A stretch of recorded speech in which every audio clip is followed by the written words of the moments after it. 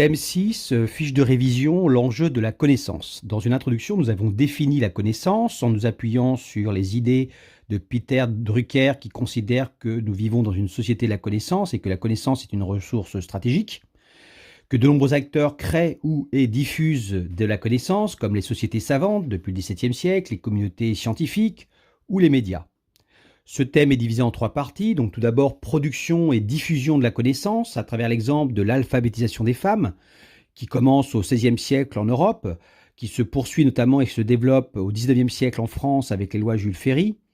Dans le monde au XXIe siècle, les 2 tiers des analphabètes sont des femmes, pour des raisons économiques ou culturelles.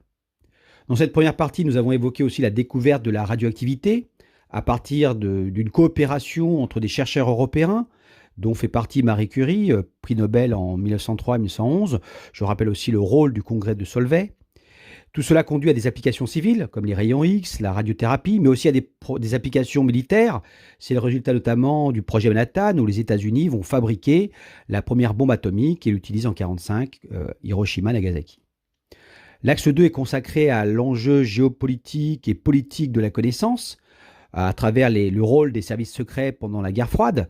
La CIA et le KGB sont des acteurs majeurs du conflit, et l'espionnage concerne les données politiques, économiques ou technologiques.